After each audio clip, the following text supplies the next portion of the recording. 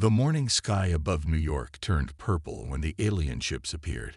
They came without warning, their massive vessels blocking out the sun like metallic clouds.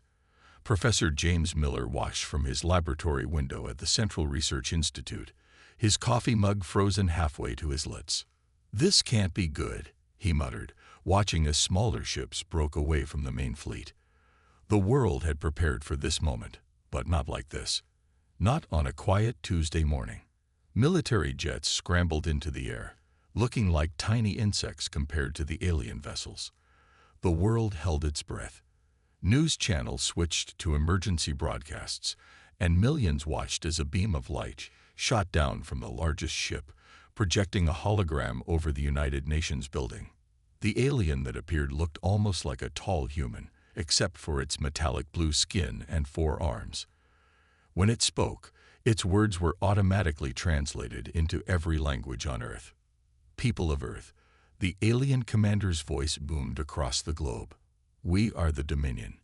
Your planet sits in our expansion zone. You have 30 Earth days to surrender your world and become our workers. Refuse, and we will take it by force." In the Pentagon's emergency meeting room, General Tom Baker slammed his fist on the table. "We need to know what we're up against. Get me everything we have on their weapons." Miller, along with other top scientists, was quickly flown to the military's hidden base in Nevada. His expertise in materials science made him valuable for analyzing the aliens' technology.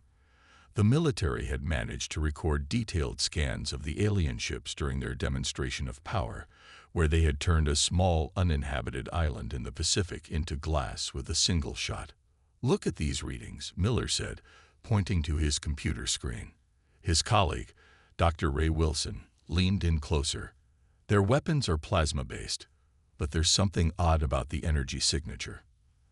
The next few days passed in a blur of tests and analysis. The aliens had left a small fleet in orbit, watching Earth's every move. They occasionally fired warning shots at military installations, their plasma weapons cutting through the strongest armor like it was paper. Miller worked late into the night, studying the data. He noticed that the alien weapons operated at a specific frequency, one that made most Earth metals instantly vaporize. But there was something familiar about the pattern, something that tickled the back of his mind. On the 5th day after the aliens arrived, Miller sat in his lab, surrounded by failed test samples. He had tried every known material combination, but nothing could stand up to the replicated plasma bursts they had created based on the alien weapons signature. Frustrated, he reached for his coffee, his constant companion during these long hours. His hand shook from exhaustion, and some coffee spilled onto his test results. He started to wipe it away, then stopped. The paper had changed color where the coffee had spilled, but more importantly, the sensors nearby showed something impossible. The coffee-stained paper was absorbing and dispersing energy in a pattern he had never seen before. "This can't be right," he whispered, running the test again. But the results were the same. The caffeine molecules in the coffee, when arranged in a specific pattern, could somehow diffuse plasma energy. Miller practically ran to the general's office, his stained papers clutched in his hand. "Sir, I think I found something."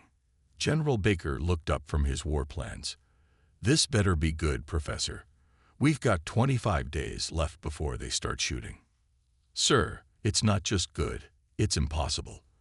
And that's exactly why it might work." Miller spread his coffee-stained papers on the general's desk. "The answer was literally in front of us every morning." The general raised an eyebrow. "Are you telling me that coffee might save the world?" Miller nodded, a small smile forming on his face. "Sir, I think humanity's favorite drink might just be our secret weapon against the Dominion." "Keep talking, Professor," the general said, leaning forward. "And someone get this man a fresh cup of coffee. Sounds like he's going to need it." Miller spent the next 3 days in his laboratory, surrounded by coffee cups and testing equipment. The accident that had led to his discovery needed to be turned into real science. General Baker had given him a team of 10 scientists and all the coffee they could drink. "Try it again," Miller told Dr. Wilson, who was operating their makeshift plasma generator. They had built it to copy the alien weapon's energy signature. This time, used the dark roast sample. Wilson pressed the button. A bright purple beam shot across the room, aimed at their test plate. This plate was coated with a paste made from processed coffee grounds and a special binding agent Miller had created. When the beam hit, instead of melting through like it did with metal, the coffee-coated plate glowed blue and remained intact. Temperature readings are stable, Wilson said, checking his instruments. The plate only heated up by 2 degrees. It's actually absorbing the energy. Miller nodded, but he wasn't satisfied. We need it to be perfect. The aliens won't be shooting such small beams at us. He walked over to his desk, picking up his fresh cup of coffee. The smell helped him think. As he studied the test results on his computer screen, his hand bumped against his keyboard. The coffee cup tipped over, spilling hot liquid across his desk. Not again, he muttered, grabbing paper towels. But as he cleaned up, he noticed something strange. Where the coffee had run down the leg of his metal desk, the steel had changed color. It wasn't just stained. The metal itself looked different. Wilson, get over here with the scanner. The readings were amazing. The coffee hadn't just coated the metal, it had soaked into it, changing its molecular structure. The caffeine molecules had bonded with the metal in a way neither scientist had seen before. This is it, Miller said excitedly. We've been thinking too small. We don't need to coat things with coffee. We need to infuse them with it. The next few hours were a blur of activity. They took small pieces of metal and submerged them in different types of coffee under varying pressures and temperatures. Each test showed better results than the last. By midnight, they had their first successful prototype, a small metal plate that had been infused with coffee at the molecular level. When they tested it against their plasma beam, the plate didn't just absorb the energy, it redirected it harmlessly into the air. Call the general, Miller said, his hands shaking with excitement. Tell him to bring everyone. An hour later, the lab was packed with military officials and scientists. General Baker stood at the front, his arms crossed. Show me what you've got, Professor. Miller held up the small metal plate. This looks like normal metal, but it's been infused with coffee at a molecular level. Wilson hit it with maximum power. The plasma beam struck the plate with enough force to normally vaporize tank armor. Instead, the plate glowed bright blue, and the energy dispersed into a beautiful pattern of light. It works by. Miller began, but General Baker cut him off. Skip the science lesson, Professor. Can we make it bigger? Miller smiled. With enough coffee and the right equipment, we can protect everything from tanks to battleships. But we'll need coffee. Lots of coffee. How much are we talking about? All of it, Miller said. We need every coffee bean we can get our hands on. And we need to keep it secret from the aliens. If they figure out what we're doing. General Baker was already on his phone. Get me the president. And get me the leaders of every major coffee-producing nation. Tell them it's about saving Earth. He turned back to Miller. You have 20 days to turn this into a weapon we can use. Can you do it? Miller looked at his test plate, still glowing faintly blue. Sir, with enough coffee, we can do anything. As if to emphasize his point, an alien ship passed over the base, its engines humming ominously. But for the first time since first contact, the humans in that lab didn't feel afraid. They had found their secret weapon, and it had been sitting in their coffee cups all along. The old coffee roasting plant on the outskirts of Seattle looked abandoned from the outside. Its faded sign and dusty windows told the world it had closed years ago. But 50 feet below ground, it was anything but abandoned. Status report, Miller called out as he walked through the underground facility. Scientists in white coats rushed around huge machines that looked like a cross between coffee roasters and industrial furnaces. Batch 47 is ready for testing, Dr. Wilson answered, holding up a sheet of dark metal that gleamed with an unusual blue tint. We've increased the caffeine concentration by 300%. The facility, now called Project Barista, had been running nonstop for 5 days. The president had ordered every available resource directed to Miller's team. They had 15 days left before the aliens' deadline. "Load it into the testing chamber," Miller ordered. The testing room was built like a bunker, with walls 10 feet thick. Inside, they had built a replica of the alien plasma weapon, based on data collected from their orbital attacks. Wilson placed the metal sheet into the chamber and everyone moved behind a protective glass. Firing in 3, 2, 1. The purple beam struck the metal with devastating force. But instead of melting, the coffee-infused metal glowed bright blue. The energy spread across its surface in beautiful patterns, like ripples in a cup of coffee, before dissolving harmlessly into the air. "Temperature reading?" Miller asked, trying to keep his voice steady. "Only 7 degrees increase," Wilson said, grinning. "We did it. This batch could take a direct hit from their biggest ships." Miller nodded, but he wasn't celebrating yet. "Now we need to make enough to cover every military vehicle, ship, and building on Earth. And we have 2 weeks to do it." In another part of the facility, engineers were already working on production. Huge vats of specially brewed coffee bubbled and churned. Metal plates were slowly lowered into these vats, where pressure chambers would force the coffee molecules to bond with the metal at a molecular level. Professor Miller, a young scientist, ran up, holding a tablet. "You need to see this. We found something new." The data showed that when they added different types of coffee beans to the mix, the metal developed different properties. Dark roasts made the metal stronger. Light roasts made it more flexible. Espresso beans created the best energy absorption. "It's like each type of coffee has its own defensive properties," Miller muttered. "Start mixing batches. I want to see what combinations we can create." Above ground, the aliens continued their intimidation tactics. Their ships would randomly fire plasma bursts at empty fields or abandoned buildings, showing Earth what waited if they didn't surrender. They never noticed the increased activity at old coffee plants around the world, or the constant flow of coffee shipments to these locations. By day 10, the first military vehicles were ready. A tank rolled into the testing chamber, its entire surface treated with the coffee-infused metal. Miller watched nervously as the plasma beam struck it directly. The beam splashed off the tank like water, creating a spectacular light show, but doing no damage. Inside the tank, the crew reported the temperature had barely changed. "Send the footage to General Baker," Miller said. "Tell him Operation Barista is ready for Phase 2.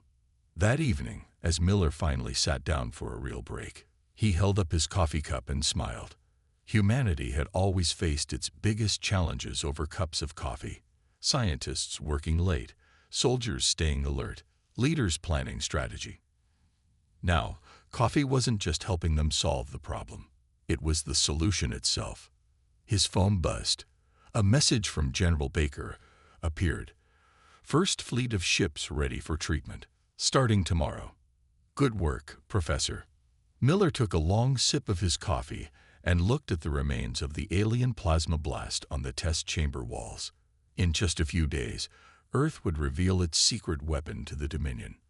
And Miller couldn't help but wonder what the aliens would think when they realized their mighty weapons were being stopped by humanity's favorite drink. "Time to make another pot," he said to himself. "We're going to need all the coffee we can get." The world's largest coffee producers received strange phone calls that morning. Brazil, Vietnam, Colombia, and Indonesia's top coffee companies were all contacted within the same hour. The message was simple: sell everything they had, immediately, to their governments. Inside the Brazilian rainforest, the owner of the largest coffee plantation looked at his phone in disbelief. The government was offering triple the normal price for his entire year's crop. Similar scenes played out across the globe as Earth mobilized its most unexpected resource. At Project Barista's main facility, Miller watched the logistics screen with growing excitement. Green dots appeared across the world map, showing coffee shipments moving toward secret processing centers. "Sir," Wilson called from his station, The aliens are getting suspicious. Their scouts have been tracking our cargo ships. Miller walked over to look at the satellite feed. Sure enough, small alien vessels were following the cargo ships carrying coffee across the oceans. The Dominion had noticed Earth's unusual activity. "Get me General Baker," Miller said, reaching for his ever-present coffee mug. When the general's face appeared on the screen, Miller didn't waste time. "They're watching our shipments, sir. We need a cover story." The general smiled. "Already handled, Professor. We leaked a story about humans panic-buying coffee before the surrender deadline. The aliens seem to think we're just being. What did their message say? Ah, yes. Typically irrational humans seeking comfort in beverages before their inevitable defeat." The deception worked. Over the next few days, the alien ships paid less attention to Earth's coffee shipments. They didn't realize that each cargo container was heading to a converted factory, where the beans would become humanity's shield. In underground facilities around the world, the process continued nonstop. Coffee was roasted, brewed under precise conditions, and used to infuse metal through the process Miller had discovered. Assembly lines worked around the clock, producing sheets of the specialized metal. "Status report," Miller called out during the daily meeting. A military officer stepped forward with a tablet. 40% of our naval fleet has been retrofitted with beam shield armor. Air Force is at 30%. Ground forces are at 55%. We're working as fast as we can, but we only have 5 days left. Miller nodded, studying the progress charts. They were cutting it close, but they might just make it. Then an alarm blared through the facility. "Professor," Wilson rushed in. "The aliens, they're demanding an explanation for our coffee stockpiling. They're threatening to attack early if we don't provide a reason." The room fell silent. On the main screen, an alien message played. "Your species' sudden obsession with this coffee substance is suspicious. Explain its significance within 12 hours, or we will consider this activity a sign of hostile intent." General Baker's voice came through the speakers. "Professor, get to the Pentagon. Now, we need to figure out how to respond." As Miller was rushed to a waiting helicopter, he looked out over the facility. Trucks were still arriving with fresh coffee shipments. Workers were rushing to unload them. The entire world was racing against time, all because of a simple coffee spill in his lab. In the helicopter, Miller received updates from other facilities. The bean shield production was working perfectly. Tests showed it could resist the strongest alien weapons, but they needed more time to protect everything. "Sir," the pilot called back, "look at the coast."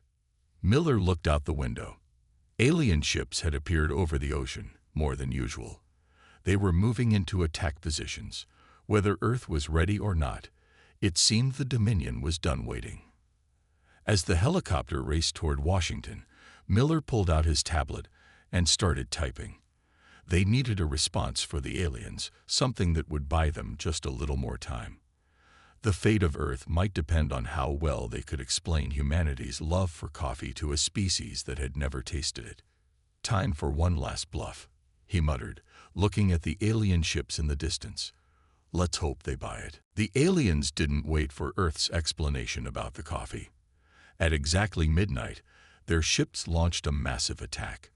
Purple beams of plasma lit up the night sky across the globe. In the Pentagon's command center, Miller watched the main screen with General Baker and other military leaders. Red dots appeared everywhere, showing alien attacks. "They're targeting our major military bases first," General Baker said, his face lit by the emergency lights. "Just as we expected." Miller gripped his coffee cup tightly. "Are our bases ready?" "The ones we finished upgrading are." The general pointed to different areas on the map. "Let's see if your coffee shield works, Professor." The first alien plasma blast hit a naval base in the Pacific. Everyone in the command center held their breath. On the screen, sensors showed the massive energy weapon striking the base's newly installed beam shield defenses. The base didn't just survive, it put on a light show. The coffee-infused metal glowed bright blue, spreading the alien weapon's energy out in beautiful patterns before dissolving it harmlessly into the air. "It works," someone shouted. The room erupted in cheers. More reports came in from around the world. Every military installation protected by beam shield technology was holding strong. The aliens' weapons, which could normally melt through the strongest metals, were being stopped by coffee-enhanced armor. But they hadn't had time to protect everything. Some bases and cities were still vulnerable. The alien ships targeted these areas next. "Sir," a young officer called out, "they're moving towards New York." Miller watched as 3 massive alien ships positioned themselves above the city. But just as they charged their weapons, something unexpected happened. The U.S. Enterprise, its hull now shining with a slight bluish tint from the beam shield, moved between the aliens and the city. The alien ships fired. Their purple plasma beams struck the aircraft carrier directly. For a moment, the ship disappeared in a brilliant flash of blue light. When it faded, the Enterprise was completely unharmed. The beam shield had worked perfectly. The alien ships paused their attack. Their sensors must have been going crazy, trying to understand how their weapons had failed. Taking advantage of their confusion, more beam shield-protected ships moved into position. Aircraft with the new armor launched from their decks. For the first time since the aliens arrived, Earth's military could fight back without fear. "Send the message," General Baker ordered. Across all frequencies in every language, Earth broadcast its response. "Your weapons cannot harm us anymore.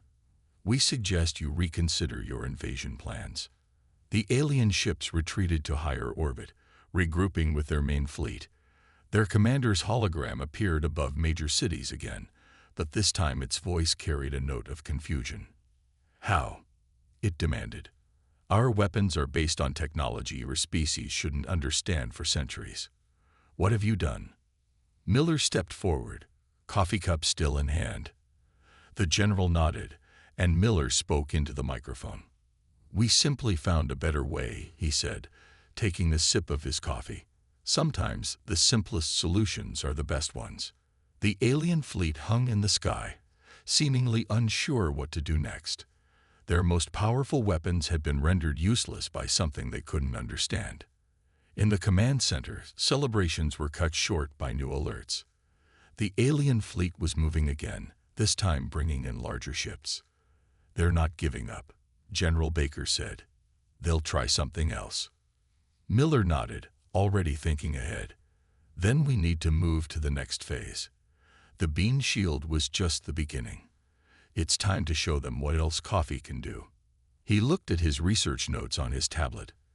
If the defensive applications of coffee were this effective, its offensive capabilities might be even more surprising. The aliens had started this fight, but thanks to humanity's favored drink, Earth was ready to finish it. "Get me back to the lab," Miller said. "We have work to do." Back in his laboratory, Miller stared at the readings on his screen with growing excitement.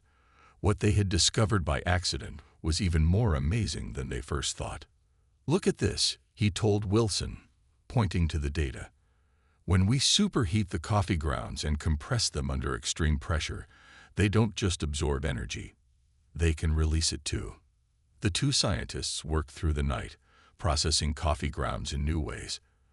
By morning, they had created something revolutionary: coffee-based ammunition. "General Baker needs to see this," Wilson said, looking at their new invention. In the testing range beneath the facility, Miller loaded their first coffee-based projectile into a modified rifle. General Baker and his staff watched from behind protective glass. "The coffee particles are compressed into a tight beam," Miller explained. "When fired, they create a reaction that disrupts energy shields and defensive systems." He aimed at a test target protected by alien shield technology they had captured. When he pulled the trigger, a bright blue beam shot out. Where it hit the alien shield, the energy barrier flickered and died. "We call it the espresso cannon," Miller said proudly. "The concentrated coffee particles travel at near-light speed. Nothing can stop them, not even alien shields." General Baker's eyes widened. Can we make bigger ones? Much bigger, Miller nodded. We can mount them on ships and tanks, and we have enough processed coffee left to arm the entire fleet. The next 48 hours were a blur of activity. Factories that had been making bean shield armor now split their production to include espresso cannon ammunition. Every military vehicle that had been protected with coffee-infused armor was now being fitted with the new weapons. The aliens watched from orbit, probably wondering why Earth had gone quiet. They had no idea what was coming. All ships report ready. The fleet commander's voice came through the Pentagon speakers. Earth's Navy had gathered in strategic positions around the globe, each ship now equipped with both bean shield armor and espresso cannons. The aliens are moving, Wilson reported, watching the radar. The Dominion fleet was descending, bringing in their largest ships yet. They're charging some kind of new weapon. Miller wasn't worried. Let them come. Coffee hasn't failed us yet. The alien fleet took up attack positions around the planet.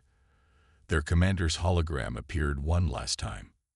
Your trickery with our weapons ends now, the alien announced. Surrender or face our full might. General Baker looked at Miller, who nodded. Send our response.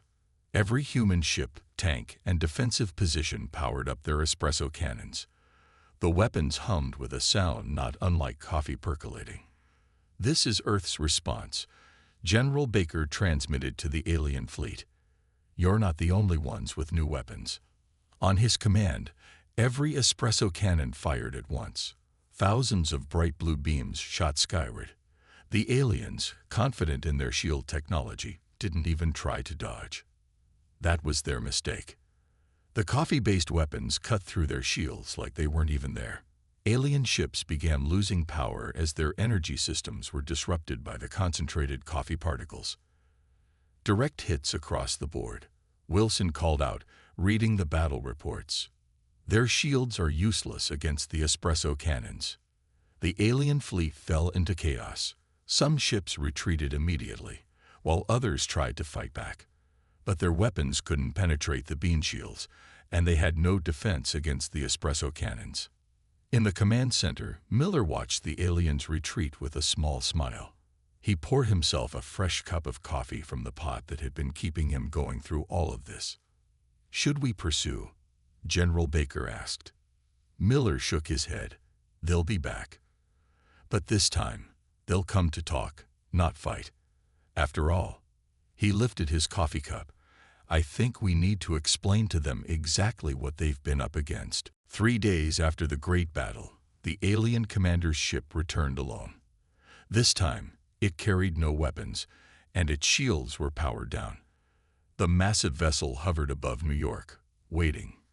In a small coffee shop near Central Park, Miller sat at a table, 2 cups of steaming coffee in front of him.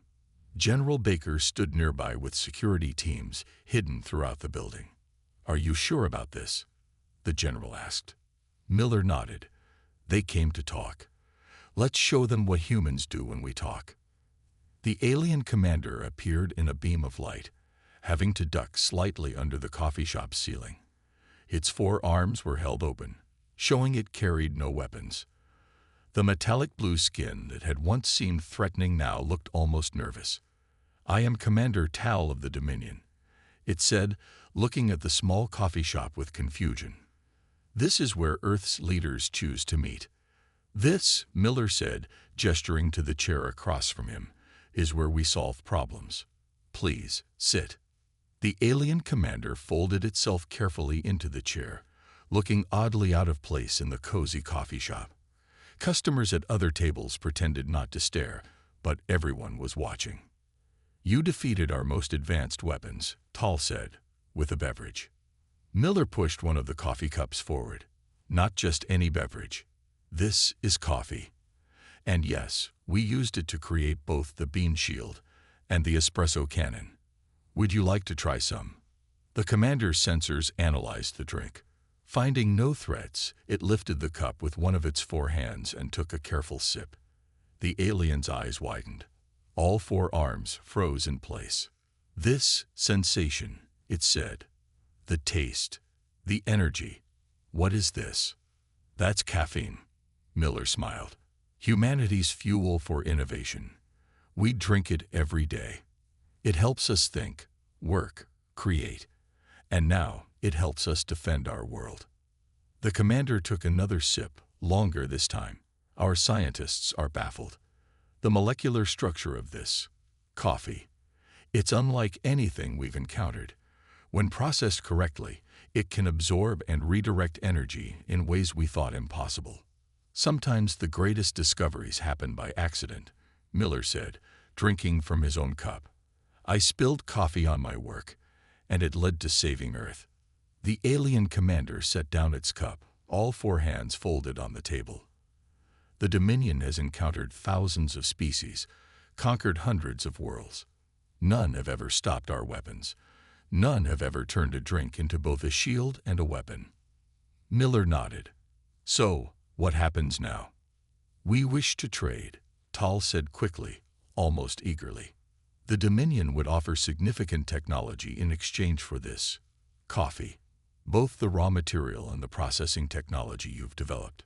And Earth's independence. Guaranteed, the commander said. We would prefer to be allies rather than enemies, especially with a species that can do this. It gestured at its empty coffee cup. Miller looked at General Baker, who nodded. We can arrange that. But first, would you like to try a cappuccino? It's a different way we prepare coffee. The alien commander's eyes lit up. There are multiple forms of this drink. Hundreds, Miller laughed. Each with its own unique properties. We'll need to run tests to see how each type might be useful for space travel and defense technology. As if on cue, the barista brought over a cappuccino with perfectly formed foam art on top. The alien commander stared at it in wonder. Perhaps, Tal said, carefully lifting the cup, the Dominion has much to learn from Earth after all. Miller watched the alien commander enjoy its first cappuccino, thinking about how far they'd come. Humanity had faced its greatest threat and found its salvation in a simple cup of coffee. Now that same drink was building bridges across the stars. You know, Miller said, ordering another round, this could be the beginning of a beautiful friendship. The alien commander nodded, foam clinging to its metallic face. Indeed, though we should hurry.